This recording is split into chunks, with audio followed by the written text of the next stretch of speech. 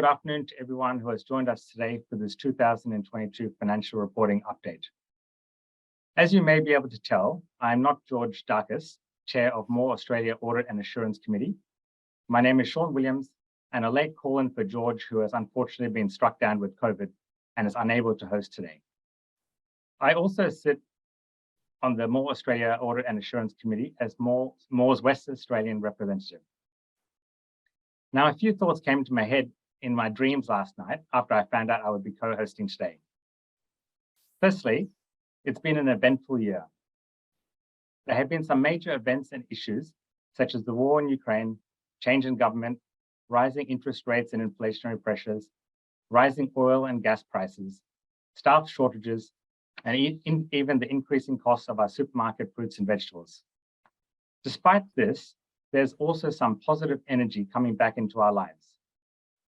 With borders opening and life beyond COVID beginning, we can plan overseas holidays again, and appointing staff seems to be getting easier after 2.5 years of struggles. Secondly, I realized how lucky we are to be living in Australia. I realized that life is just a series of moments and feelings, and even financial reporting can be one of those moments.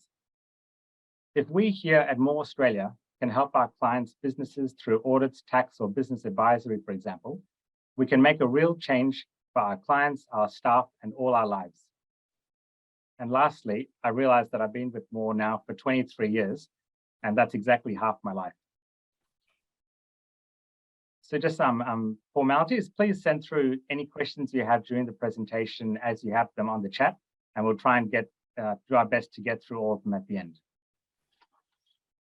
Now, I'd like to introduce our presenter today, Kristen Haynes. Kristen has over 14 years experience in accounting standards. Kristen helps teams apply and simplify financial reporting requirements. Kristen's career started at the AASB and progressed to auditing roles with the Big Four firm. Kristen presents to clients and produces guidance publications on topical issues and latest corporate reporting developments for both for-profit and non-for-profit organizations. Kristen genuinely enjoys helping people resolve complex financial reporting issues and producing quality financial reports. I'll now hand over to Kristen. Thanks very much. Thanks, Sean, and thank you for welcoming me. I'm really excited to be here today. This is my first financial reporting update with More Australia. So I'm looking forward to it and looking forward to seeing all your questions come through. So on my agenda today, I do have a number of topics. First, I want to talk about the newly applicable requirements that are applicable for this year end. I also want to look at some of the IFRIC agenda decisions and talk about why they're important to us. We'll have a look at the regulators' areas of focus, and then we'll have a look at some hot topics and what's coming into the future. So this is what's new for 30 June this year. As you can see, the first three there are all around the introduction of the new financial reporting framework and the simplified disclosure requirements. And I'll go into them in a bit more detail. The good news is I'm not actually going to talk about any of those following new standards further down the slides, and that's because they're going to have very limited impact. The amendments to the insurance contract standards just deferred the application date of that standard, and I'll talk about that when we talk about what's coming in the future. The COVID-19 related rent concession amendments, they were available for early adoption last 30 June, and I would have expected anyone who had rent relief had already early adopted those proposals last year. So I'm not going to talk about them anymore today. Then we have the interest rate benchmark reforms. This is IBOR reform. You may have heard about this. This is something that is arising overseas because some benchmark rates, they are changing the ways that they actually calculate those rates. However, that's not happening to BBSW in Australia, which is our benchmark rate. It will continue to be BBSW. Therefore, although this standard is applicable, unless you are borrowing or have any contracts overseas that are associated with a LIBOR, a Euribor, or another rate like that, this won't be relevant to you. So I'm not going to talk to it today because I don't think that should be many of us on the call. And then that final one there is also just around IBOR reform for Tier 2 accounts. So really there is quite good news. Besides changing our whole reporting framework, there's actually not a lot of new accounting standard requirements for this year end, which lets us focus on transitioning to the new framework. I know there has been a lot of discussion about the framework, and so I didn't want to go into detail today about what is the framework, what are simplified disclosure accounts. What I wanted to do was just take you through the decision process you need to go through to make sure you're identifying the correct type of accounts to prepare this 30 June. So the first question you have to ask yourself is whether you're required by legislation to comply with either Australian accounting standards or just accounting standards. So a couple of things with this. Legislation, the most obvious one is going to be the Corporations Act, and that's our Chapter 2M reporting, which most people will be reporting under. It also will capture AFSL holders as well. They have obligations under the Corps Act. There may be other types of legislation, such as there could be associations, some state legislations, things like that. So I haven't gone through all the gambit of legislation, but you need to understand what your legislation actually requires and whether that requires Australian accounting standards or just accounting standards. So if the answer to that is no, we're not required by legislation to prepare accounts in accordance with accounting standards, you then need to have a look at any other documents. That may be your constitution or other documents such as loan agreements, shareholder agreements, joint venture agreements, something like that, and see whether those documents require you to prepare financial statements that comply with Australian accounting standards. So here we are quite specific. It needs to say Australian accounting standards. It doesn't just have to say GAAP or general practice or accounting principles. The AASB really wants it to be in accordance with Australian accounting standards. And the reason they have done that is to really narrow it down and make sure that they were only capturing entities where these documents really wanted you to comply with the accounting standards.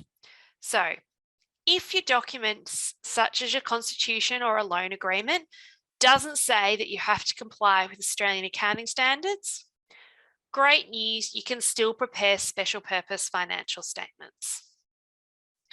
So special purpose financial statements do still exist. It's just that it's going to be a much smaller group of entities that we're actually going to prepare these accounts, but it may be possible you're still in that category. So if your constitution or other documentation does require you to comply with Australian accounting standards, the next question you need to have a look at was whether it was created or amended since 1 July 2021. So again, the reason this decision is in there is because the AASB wanted to really make sure that you really did want this to comply with Australian accounting standards. So basically they've said, if you had done that previously before these before this framework came into effect, well, we won't make you actually change it if you change to applying accounting standards, as long as you have not touched that documentation since 1 July 2021. However, so the answer to that is no. If the answer is no, it hasn't been amended or created, then again, you can still prepare special purpose financial statements. Okay, you can see there I've got a footnote against the no, and that is because if you have that in there, you're going to need to keep monitoring to see if that documentation has been amended. If you amend it in the next 12 months, you will then possibly be captured. You will be captured again in the financial reporting framework. So it's going to have to be a monitoring process. And the painful thing here is, especially if you think about a constitution or something like that, which has got a broad range of issues that it deals with.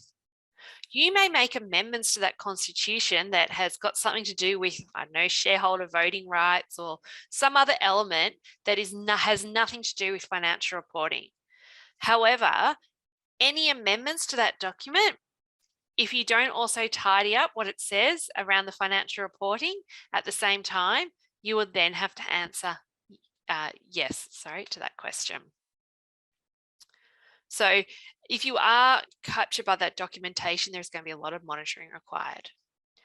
So once we have decided that we are either required by legislation to comply with accounting standards, or we have documentation where we have to comply with Australian accounting standards, we then get back into the test that we always have had to determine whether we're Tier 1 or Tier 2 accounts, and that is, do we have public accountability?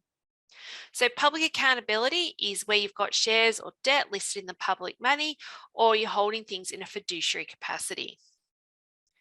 So if the answer to that is no, that we don't have public accountability, then we can prepare these Tier 2 accounts, which are now simplified disclosures. In the past, Tier 2 accounts were reduced disclosures, but they're now simplified disclosures. If the answer to that is yes, then we do have public accountability. Then we will need to prepare Tier 1 accounts, which is full IFRIC is what they're normally referred to. But that is full compliance with all the disclosure requirements in the accounting standards. So Tier 2 accounts, simplified disclosures, it's full recognition and measurement, but simplified disclosures. Just one note on that public accountability, and that is for AFSL holders. There is a number of AFSL holders who will have public accountability because they do hold assets of customers and other entities in a fiduciary capacity. And ASIC did put out a media release last week, which there's information on our website about, which clearly identifies which AFSL holders will be captured and need to be considered Tier 1 reporters. So hopefully this has just given you a bit of a flavour for working through, if you're a for-profit private sector entity, which set of financial statements you do need to prepare this year. The great news is, if you're a not-for-profit or a public sector, there has been no change in that decision of whether you prepare general purpose or special purpose. Unless your circumstances has changed, it should be the same analysis that you did in prior years. What has impacted you is where you were preparing reduced disclosure regime or RDR accounts last year, they no longer exist. So if you were doing RDR accounts last year, you will also need to transition to the simplified disclosure accounts. But there's no change in which type of account you're preparing. It's just switching from RDR to simplified disclosures. So if you do need more assistance in working through which accounts you need to prepare, that flow diagram and all the footnotes that belong with it are in this guide to transitioning to the simplified disclosure reporting that is available on our website. That guide then also goes through how you actually transition from your existing accounts to simplified disclosures. And if you are going from special purpose to simplified disclosure, you may have to apply AASB 1, transitioning to Australian accounting standards for the first time. And the guide takes you through some of the things you need to think about in undertaking that process. If you currently comply with all recognition and measurement, then it's quite a simple process to transition. The downside about general purpose accounts is they will also need to be consolidated if you haven't previously done that. So that was all that is actually a new change for this year. I appreciate it is a big change if you're changing frameworks, but at least we're not also dealing with the changes in the accounting standards themselves as well. So the next topic that I wanted to talk to you about was IFRIC agenda decisions. And I don't think this is something we've really focused on in the past, but it's something we do need to be really mindful of. So IFRIC is the Interpretations Committee of the International Accounting Standards Board. And I will refer to all I'm talking about here with the international references purely because these all come out from the global IFRIC. So people can write to IFRIC when they can't apply the standards and they find it confusing. I think there's disparity in practice, and they can ask IFRIC, well, what's the right answer? What should we be doing? We would be aware that IFRIC does release interpretations from time to time, but often they actually release these agenda decisions. And these agenda decisions, we have been told that by the ISSB that these have the same level of authority as an accounting standard, because it is saying this is how the accounting standards should be applied. Therefore, any IFRIC decision that comes out, we need to be applying to be able to claim compliance with IFRS and also the Australian accounting standards. So it's really important to stay on top of these. The other thing with the IFRIC agenda decisions, they don't have an application date. So with our accounting standards, you usually get at least 12 months, if not 2 or 3 years, to try and apply these. An IFRIC agenda decision should be applied basically immediately. They use some wording about you're allowed to use a reasonable length of time to actually apply these requirements, but that's expected to be months, not years. And the argument is that this is what you should always have been doing, and also these shouldn't be significant shifts. So I just want to have a look at what those agenda decisions are for this year. So there's a few there. I'm only going to talk about 2 of them. I'll just go through them all. So there was one about non-refundable value-added tax on lease payments. IFRIC looked at that one and said, actually, we don't think this is a big issue. We just don't think it's significant, don't want to deal with that one at all. The next one was accounting for warrants that are classified as financial liabilities on initial recognition, and then something subsequently changes over time, and they could potentially have met the definition of an equity instrument later. IFRIC said this was a really good question, but the ISSB currently has a project on its agenda looking at financial instruments with the characteristics of equity, and they decided we don't want to touch this while that project's going on, so they have just referred it to the ISSB to consider as part of that project. Economic benefits from the use of a wind farm, we will have a look at. They did come to some conclusions on that one. And interestingly, this is a fact pattern that actually came out of the Australian market. So if you are in the power industry, it's quite relevant for us here. TLTRO3 transactions, these are something that came out of the European Central Bank, and it's low interest rate loans to other banks within the EU, so very not relevant to us. Then there's one on demand deposits with restrictions on use arising from a contract with a third party, which we will look at. And the last one there, principal versus agents for a software reseller. So this one was quite interesting. They were given a fact pattern about a software reseller, and they looked at it and they deliberated, and they said, actually, we can see there are indicators here that they're principal, and there are other indicators that they are agents. IFRIC decided not to come to any conclusions on that one because they said it was going to be very facts and circumstances specific, and they considered that there was enough guidance within the standard for people to make those conclusions, but think about if it is so significant, you should be disclosing that as a significant judgment or assumption.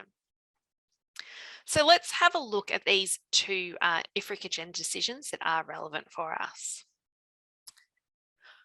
So this way the electricity market works in Australia is you've got all your different generators, in this case a wind farm, and they all have to sell electricity at a spot rate into the national grid.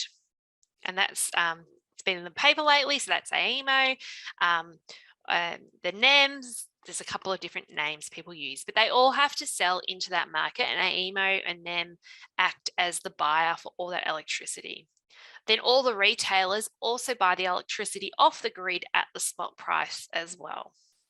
And as you would have heard in the media, that can be quite volatile and moving over time. And neither the generators nor the retailers particularly like this. So what they do is they enter into power purchase agreements. And effectively what happens is the wind farm pays the retailer the spot price that they have already paid for the electricity, and the retailer pays the generator back a fixed price. And what that ultimately means is the generator, the wind farm, and the retailer are both, or the generator is receiving a fixed amount for their electricity, and the retailer is ending up paying a fixed amount for electricity. At the same time, the seller also transfers the renewable energy credits or large generation credits or whatever they're entitled to the retailer, because they want that to have their green energy. So the question that was actually put to IFRIC was whether this is actually a lease of the wind farm by the retailer. And what IFRIC said was, well, to have a lease, you must have both substantially all the economic benefits of the identified asset and the right to direct that asset. So, and they really focused on whether the retailer got all the economic benefits of the wind farm. They noted the wind farm produced two things, the electricity and the renewable energy credits. And they said, well, actually, although the retailer does get all the renewable energy credits, they don't actually get the electricity because all the electricity must be sold to the grid. And the retailer doesn't actually know if the megawatt of electricity that they're buying off the grid was actually produced by that wind farm, or if it was actually produced by the coal power plant down the road. You don't know, it just all goes onto the grid. So they said because the retailer doesn't get the benefit of the electricity directly, then they did not get substantially all the benefits of the wind farm, and therefore it is not a lease. So if you are in that industry, it was quite important to know that, and power purchase agreements do need to be accounted for as a derivative. So the next one, which is probably going to be much more widely applicable, and I probably should have led with that if I thought about it, is demand deposits with restrictions on use arising from a contract with a third party. So in this scenario, we had an entity with a demand deposit, that it had the demand deposit with the bank, but it had a contractual obligation with a third party to keep a specified amount of cash in that separate demand deposit account and use it for only specific purposes. If they use it for any other purpose, they're going to be in breach of their contractual obligations. So a common one where this might arise is if you have maybe you're a not-for-profit and you're getting a grant, and that grant can only be used for specific purposes, and you've been told you have to keep it in this bank account. Or maybe if you're doing some big construction agreement or something and your customer has said it has to only be used towards the construction project or something, it has to stay in this account. So the question was can this demand deposit be considered part of cash and cash equivalent, or do all these restrictions mean that it is no longer a cash or cash equivalent? So this is quite an interesting one. What IFRIC said was this actually makes a definition of cash. So if we look at AASB 107, which is our cash flow statement, that defines cash as cash on hand and demand deposits. And then it also has a separate definition for cash equivalents, and that's where it gets into some more complexities and nuances. What IFRIC said was, well, this meets the definition of cash because it's a demand deposit. Therefore, that definition is not impacted by any of those third-party restrictions. And accordingly, we can call these cash and cash equivalents. So what they did say, though, is that you need to think about whether you need any additional disclosures. How does this fit into your risk management disclosures? Do you think about whether you, if not on the balance sheet, then in the notes, need to disaggregate this out and show it separately? So if you do have sort of agreements with third parties that put restrictions on your cash, you might need to think about what that means for you.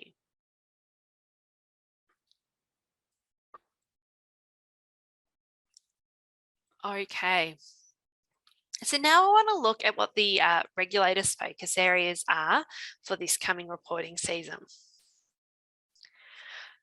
So each June and December, ASIC do release a focus areas for the upcoming reporting season, and it's really important to stay on top of these and understand what they are, because as you'll see in a couple of slides time, they do actually look at these when they go and look at financial statements, and these are the areas that they will ask questions of companies on. So it's really important that you're on top of these and are taking heed of them.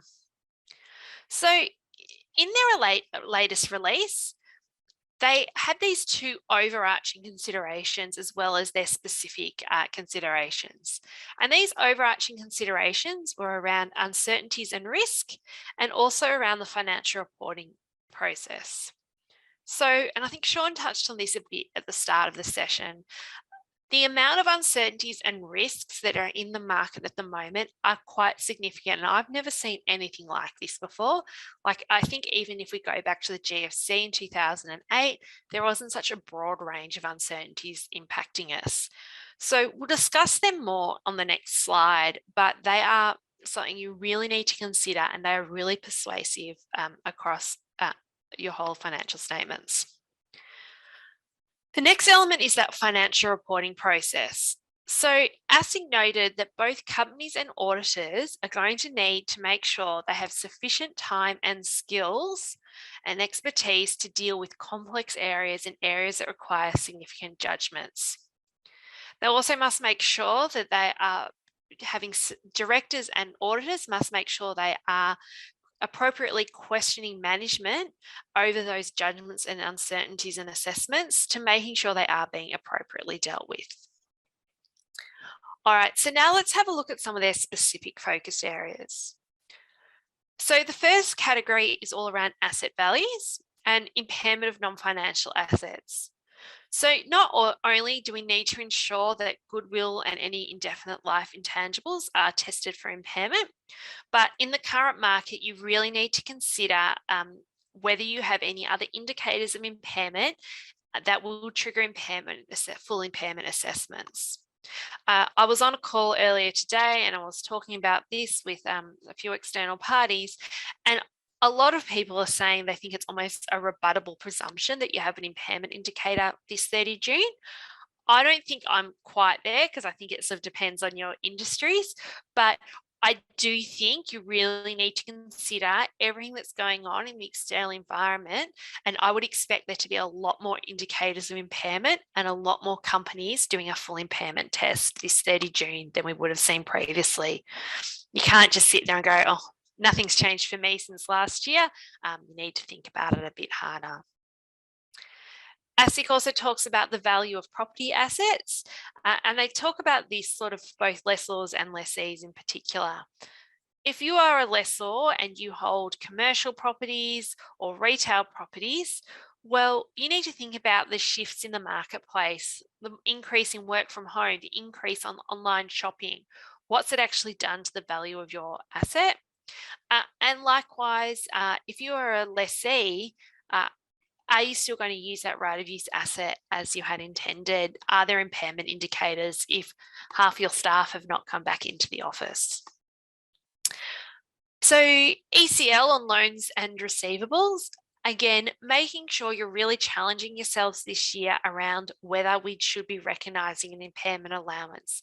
Don't forget, since we moved to AASB 9, it is an expected credit loss. So just because we've had a past history of not having any bad debts doesn't mean that means we should have no provision in the current period. You really need to think about the current environment, think about the condition of your customers. Say if you are a supplier in the building industry, there's been a lot of market media attention on how the builders are really struggling. So even if you have been paid on time in the past, do you still have that same confidence that the builders are going to be able to pay you in the future, or should you be starting to book a credit loss? Other assets, think about things like your NRV of inventory, or think about your, are your deferred assets actually going to be realised? So the next area to think about is disclosures. I've highlighted there in the OFR for the reason that every time I was on a call with Doug Niven, who's the Chief Accountant at ASIC, in the lead up to this reporting season, this was a topic that he kept going on about, really making sure your disclosures in your OFR are appropriate. So not only should they be consistent with what's in your financial report and be telling the same stories, but you need to make sure, if you are listed and having to do this, that you are including your discussion on your business risks. These should be specific to your entity. They shouldn't be generic, and they might be social, environmental, governance, anything that you think is going to pose a challenge to your company in the coming years. You should explain why they're important risks to you and what you're actually doing about dealing with those risks. If climate risk is significant for you, you may want to think about doing some voluntary disclosures. They're around the TCFD disclosures is what ASIC recommend, but are not mandatory. That's something to think about as well. In the financial report, the sorts of disclosures we're talking about there is making sure your current and non-current classification are appropriate, especially for your debt, and anything that is current has been brought forward. And also making sure that all these uncertainties and sensitivities and key assumptions are appropriately disclosed.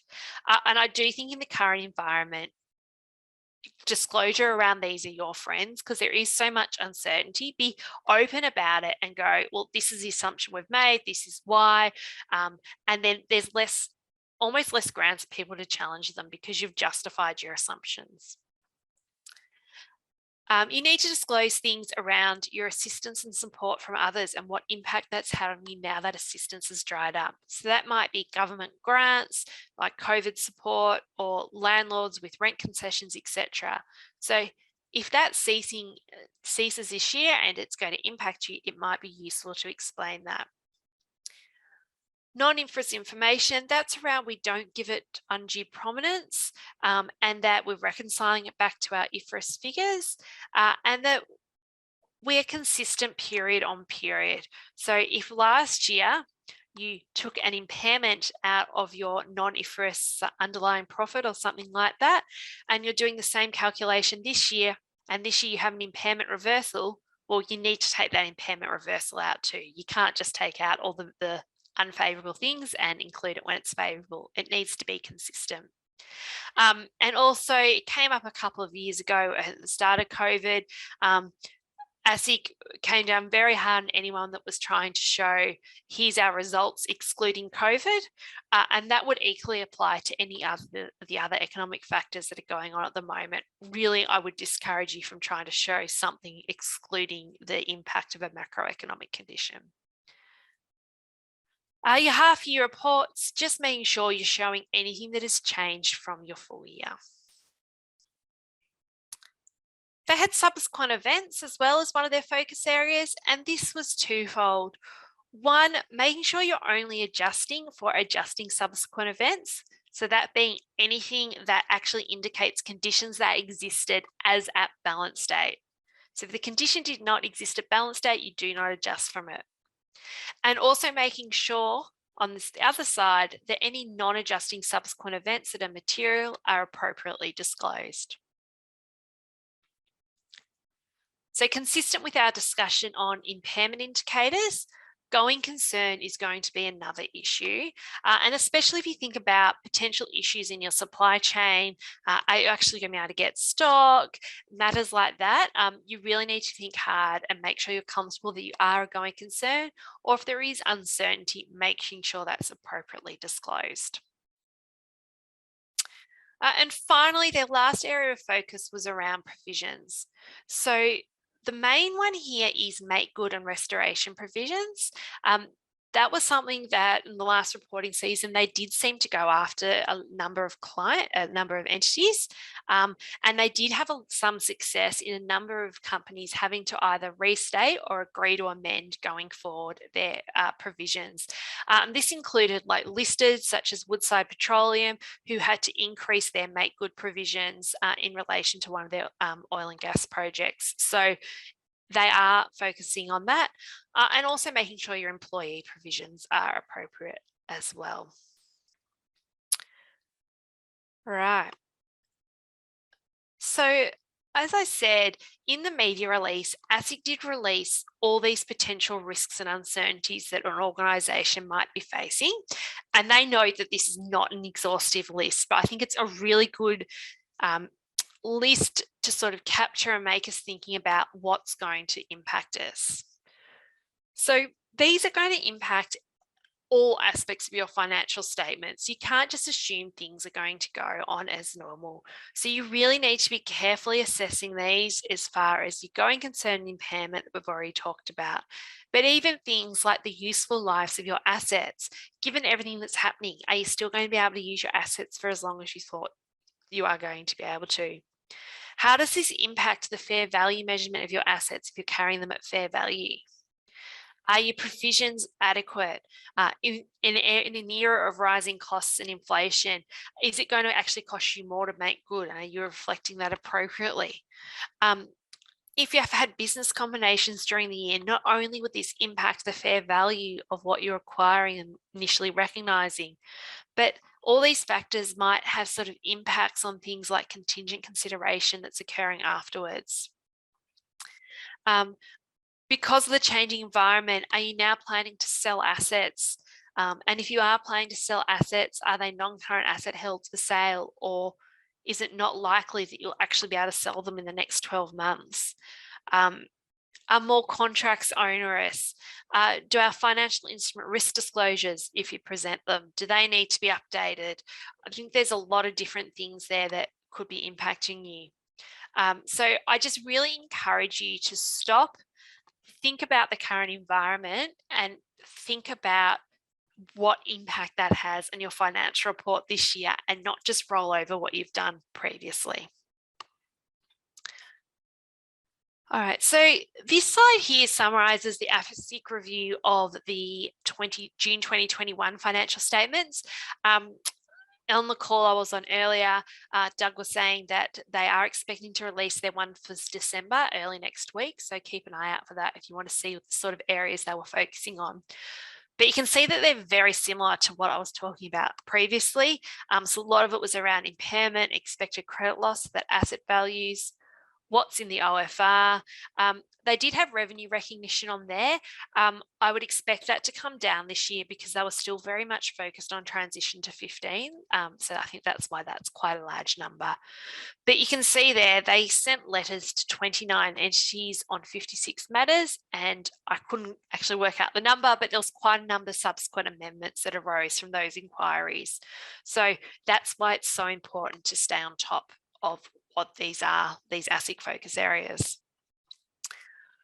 The last thing on ASIC focus areas is, this is more anecdotal, but from what I've just seen from the ASIC media releases, they seem to be doing a lot more action against companies who are failing to lodge their accounts. And these are companies that have failed to lodge their accounts for multiple years in a row. So if you have that one entity in your group that you know is meant to be lodging accounts and they haven't been done for the last few years, I would highly encourage you to get on and get them sorted out and work out a plan of how to complete them, because it does seem that ASIC is really going after those companies that aren't complying with their requirements. Okay. So the next area I want to look at is a few different hot topics that you should be mindful of this 30 June. And the first one is around contractors versus employees. And this is a case of, stems from a legal case. So it's the CFMEU and ANOR versus personnel contracting. And this was at the High Court of Australia. So this was the highest court. There is no further room for appeal from this decision. What happened was ANOR was a backpacker who had started working, I'll say, for the personnel contracting, which is a labour hire company. And he went out where he was told, and he was working at various sites as directed by this labour hire company. Eventually he left and he turned around and said, "Oh, can I have my annual leave paid out and any other entitlements that he thought he was eligible for?" And the labour hire company turned around and said, "You're a contractor, not an employee. We don't have to pay you those amounts." And this case basically went all the way through the High Court to the High Court. And what the High Court established was, actually, we don't care that the contract said the word contractor. We looked at the nature of the relationship and found that it was more that of an employee, because the hire company had control over what the labourer was doing throughout the arrangement period. And it rejected some previous multifactorial tests that had been established by historical cases. I probably haven't quite done the law of that justice. If you do use contractors though, I'd really encourage you to have a look at your contracts and those arrangements, understand more about this decision, and really think about how it might impact you, because it has financial reporting implications and also has significant tax implications as well. So from a financial reporting perspective, if you have got these as contractors rather than employees, you wouldn't be recognising long service leave, annual leave, unpaid superannuation. There's a whole lot of new things you might have to recognise in your financial statements this year. Likewise, the tax implications are quite broad. Payroll, super guarantee, FBT, pay-as-you-go, workers' comp. There's a lot of other things you could be liable for as well. So if you do use contractors, I would follow that up further and understand what implications that court ruling might have on your business. So the next hot topic is accounting for software as a service. So this is an issue that actually came up for an IFRIC decision probably about 18 months ago now. And it sort of slipped under the radar a bit last 30 June for some companies. And I think it also, because I think it was April or something last year it came out, and I think people just decided they didn't have time to implement these sorts of decisions before 30 June. But if you haven't already dealt with it, it's something you do need to deal with this 30 June. So software as a service, or a SaaS, there's been a few questions around, well, how do we account for that SaaS? And then what do we actually do with configuration costs to set up this arrangement? So the first thing you need to work out is how you would account for the SaaS as a whole.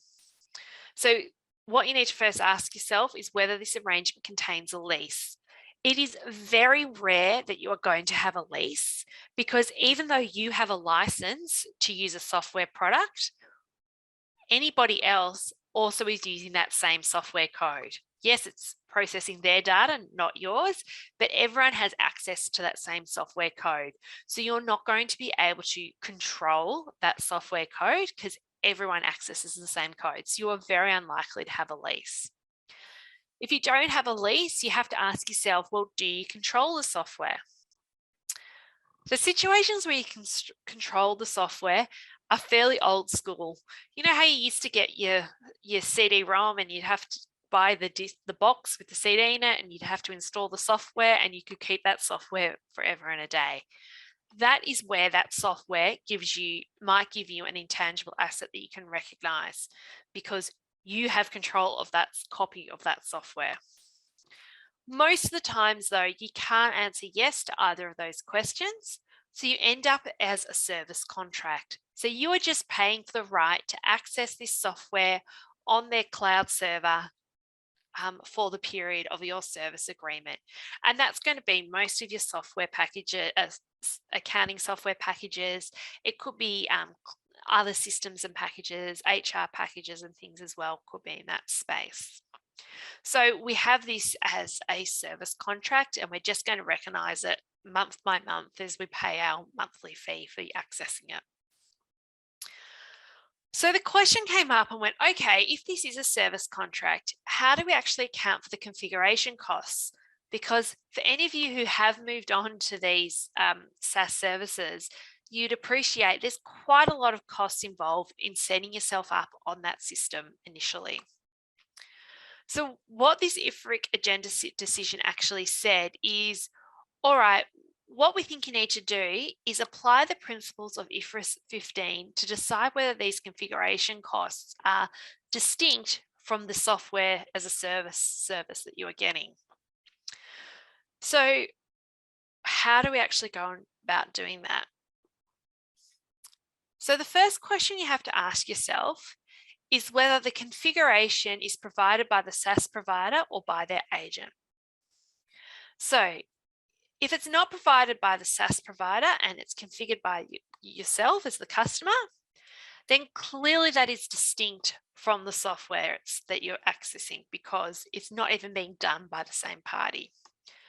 So if it's being done by yourself, it's distinct. And what that means is it's separate to the software as a service, and therefore you have to recognize it as an expense as that configuration occurs.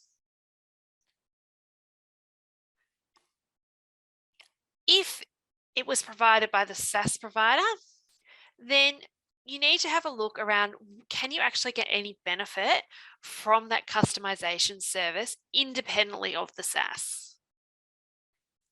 If you can, well, again, it is distinct.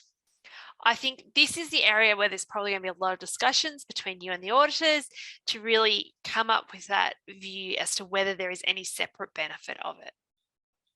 Okay. If there is no separate benefit, it is only then that you go, this customization is just part of the cost of me paying for this SaaS. And therefore, I allocate this cost to this cost of my SaaS. And what that means is you would capitalize it and expense it over the SaaS term. All right. Now, my final hot topic is around bed license. This is if you are from the aged care sector. So it was decided in the 2021-2022 federal budget that aged care bed licenses would be discontinued in 2024. So for those who didn't know, previously you needed to have a license for each individual bed in an aged care facility. So there will be no compensation provided to holders at the time. And there was quite a lucrative market to sell these bed licenses, so you could open up aged care facilities. So ASIC put out an FAQ, and what they have said is that, well, the useful life of these changes from indefinite to finite, so you have to start amortizing these. You also have to think about whether you've got any impairment, you have to think about. This is going to be an impairment indicator for those bed licenses. So you're going to need to do an impairment assessment. The benefit or the upside of this is bed licenses will be tested part of the CGU, which is usually the entire aged care facility. So it may be that you can absorb that across the whole facility, but you still need to do that full testing. And you also need to think about your disclosures and making sure you've explained what's going on sufficiently. All right, so that was everything for 30 June. So let's just have a look at a couple of things that are coming that you need to be aware of. So there's a whole lot here that it's on the list, but there's only a couple of them that I actually want to touch on. And so we'll go through those ones. So the first one is the annual improvements project. And the main reason I'm talking about this is if you are doing a June half year, you do need to apply this one this coming half.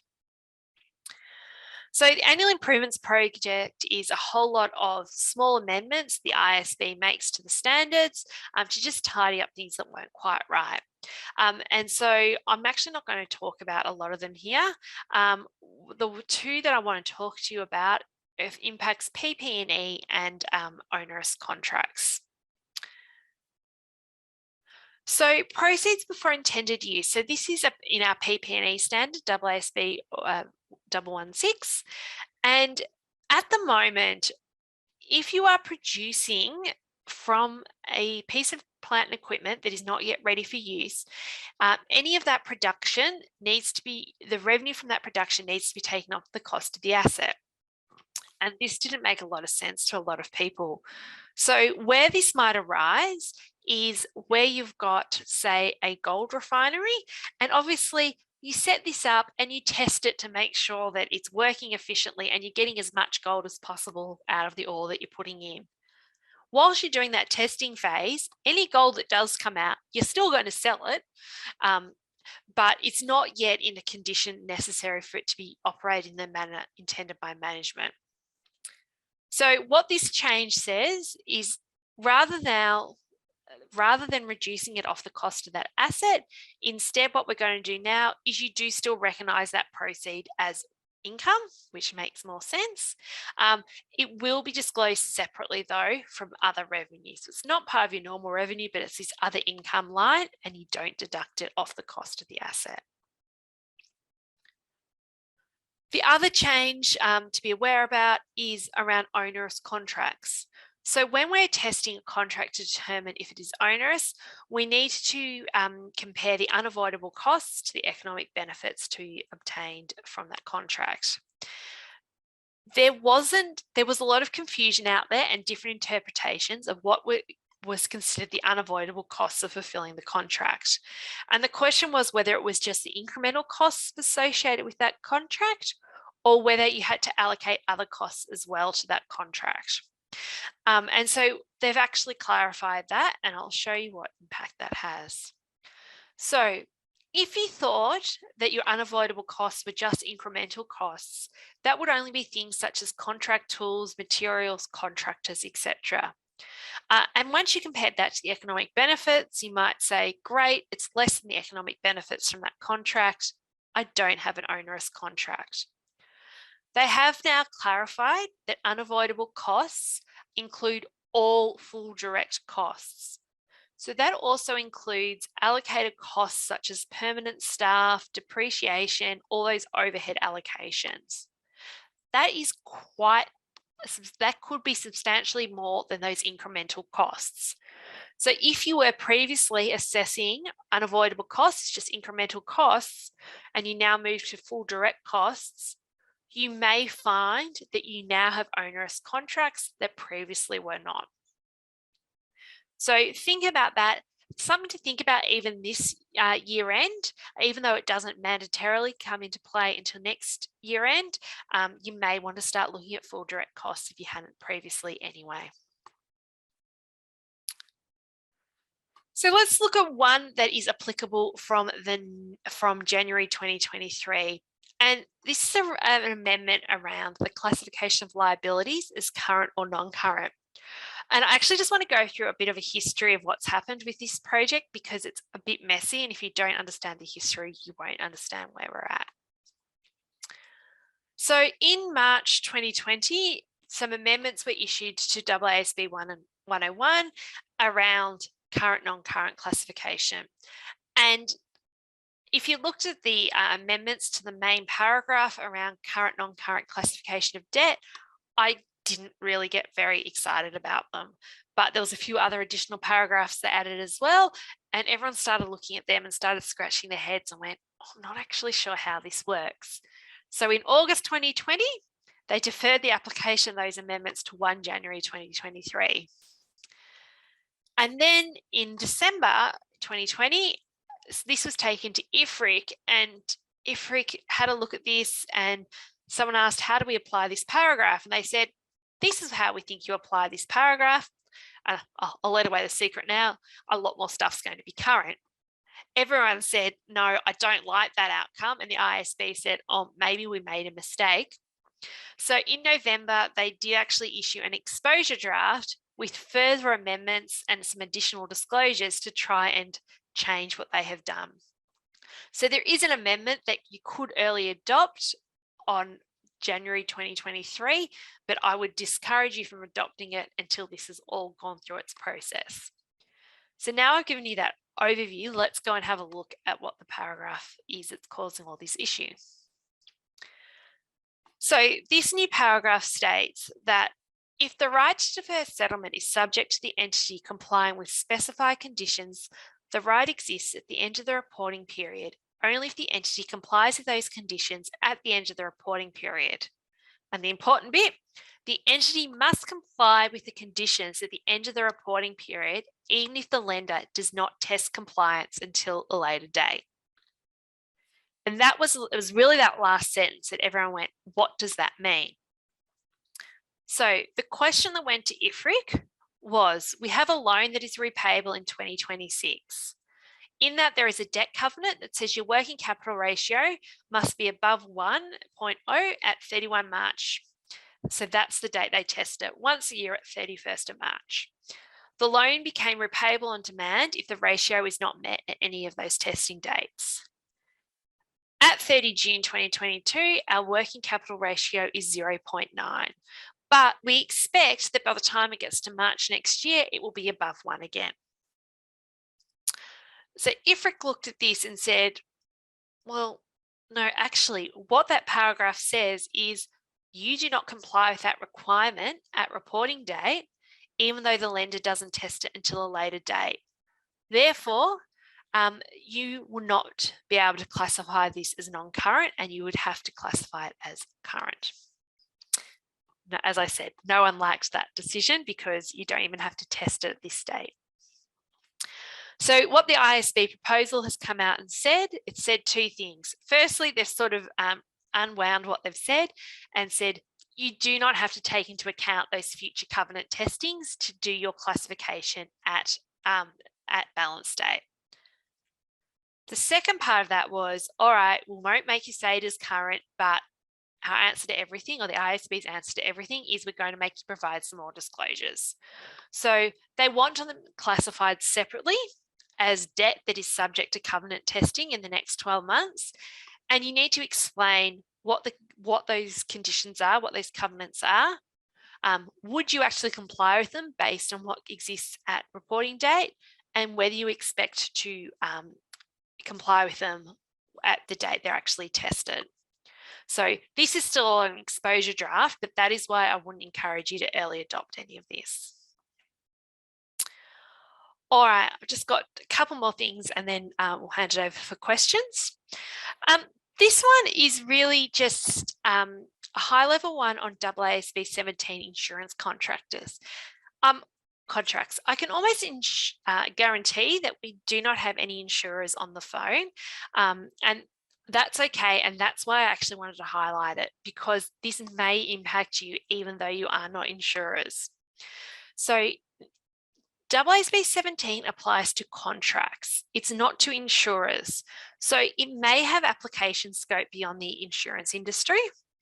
And I have heard that common contracts that might be impacted are things such as phone repair contracts, roadside assistance, maybe even extended warranties, and surety bonds, which are not uncommon in the construction industry. So that is where a parent entity may have a sub that's doing a construction project, and the parent entity gives some surety to the client to say that it will be built on time. If it's not built on time, we will pay a penalty to you.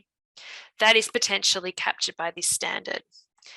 There are some scope exemptions in certain circumstances, which might let you apply 9 or 15 for some of these, but it's something to be mindful of. I just wanted to flag that with everyone as a bit of a warning. It's something that I'm going to come back and look into more detail sort of after this busy season. But if you are aware that something on this is jumping out, that it may impact you, please let us know so we can start identifying who could be impacted. The final one I wanted to talk to you about was the ISSB proposed sustainability standards. So you might have heard that the IFRIC body has introduced a new standard set up that is a sister entity to the IASB, and that is the ISSB, which is the International Sustainability Standards Board. They are focusing on the sustainability information needs of investors. So how does sustainability information impact the economic value of the entity? They have got a lot of support behind them: G7, G20, IOSCO, which is all the regulators, and they have released 2 proposed standards. One is a generic framework, and one is climate specific. They are expecting some other sustainability topics to follow, but they're just focusing on these ones first. They have no idea exactly what those topics might be, but it could be things around water, biodiversity, even human capital, modern slavery, a whole lot of different topics in that ESG space. These standards are coming, and they are coming fast. These exposure drafts were issued at the end of the year, end of 2021. Consultation ends at the end of July, and they are trying to issue these standards by the end of the year. They have been able to do this because they've drawn on a lot of the other materials that are already out there. They haven't started from scratch. So AASB has issued these in Australia for comment. But as far as how they would be applicable in Australia, there's no real idea yet. Treasury hasn't determined who would be in scope of them, whether they would require audits, who's capable of auditing this information. That's all things that still need to be worked out. Part of the reason I wanted to bring them up on this call is I think there's a lot of thoughts. We don't know who they're going to apply to, but I think a lot of people are starting with, oh, it's only going to be listeds.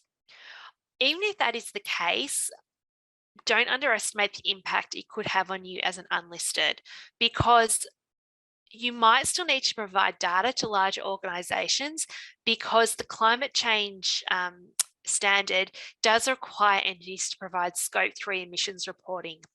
Scope 3 emissions are emissions all through their value chain, so both their suppliers and their customers. So there isn't a likelihood that we will still need to provide information, even if we don't actually have to report under it ourselves. All right, so just before I open it up to questions from Sean, I just want to go through our key takeaways. So the main change for this 30 June is the new Simplified Disclosures Framework. So if that is impacting you and you're not on top of what you need to do, you really need to start looking at it. You really need to think about how your risks and uncertainties are going to be disclosed in the annual report this year. And you also need to ensure that all your costs associated with your software as a services have been expensed over the appropriate time frame. That could be upfront, or it may be over the SaaS period. And you really need to start thinking about some of those requirements coming in the future, such as your onerous contracts and the scope of the insurance standard. So that was all I wanted to cover today.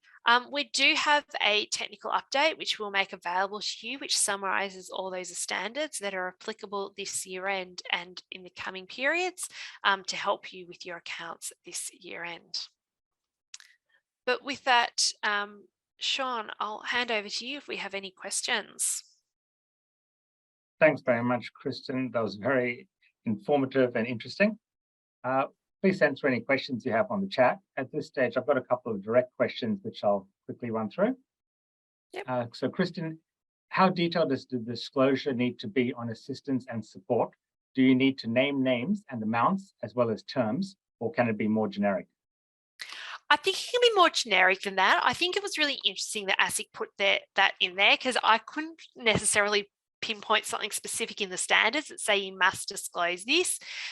There are some general requirements around anything that is significantly impacts the entity and things like that. So if you've had substantial support, it is probably relevant to disclose some of that information, especially if the withdrawal of that support is going to quite be significant for you as well. But I don't think you need to name names and amounts. Okay. Exactly. Great, thanks. Next question. When moving from special purpose to SDS, do you recommend we get our template draft reviewed earlier than normal, because there could be a lot more changes we need to make? I think if you are moving from special purpose to simplified disclosures, it is definitely going to take you a lot more effort this year. So it's probably worth thinking about that. And you are probably going to, unfortunately, need to go through more iterations of your accounts this year. So I would say starting on it early. It's a bit of a hard question to answer, because it probably depends on how wholesome your special purpose accounts were previously and how big a step it is up to your general purpose accounts. Yeah. Okay, great, thanks. Next question, just regarding the CFMEU case you went through. What about contractors that have now left? Would you recommend reviewing them as well? I am not clear. I don't know, and I don't profess to be a lawyer, so I don't know how widely it applies. But thinking back to some of the discussions about casual workers and things like that, they were having to go and back pay even people who had left. So I would assume, in a similar logic, that it might have implications for your people who have left as well. Yep, great, thanks for that. And last question I have at the moment is, do you think using software packages such as Xero falls under SaaS? Yes, so any of those software, Xero, Reckon, MYOB, any of those software packages where you're going in and logging into their system through the internet, etc., that is exactly what I'm talking about with SaaS. So using those packages is likely to be captured by that SaaS guidance. Yeah. Great. Okay, thanks very much, Chris. I don't have any more questions come through at this stage. Just a general question, will these slides be available for everyone? We are going to make the recording, definitely going to make a recording of it available. I am not sure what our general process is with making the slides available. Yeah, sure. So I don't know at this stage what we have done previously. I am new. Okay, no problem. Thanks. Sorry to put you on the spot. Yeah, if we don't have any questions coming through, any more questions, just like to say thanks very much, Kristen. That was very, very detailed and very informative and interesting, as I said. And thank you everyone for joining us today, wherever you are around Australia or the world. And if Kristen doesn't have anything else to add, we'll leave it there and enjoy the rest of your Wednesdays. Thanks, everyone. Great. Thanks and goodbye, everyone.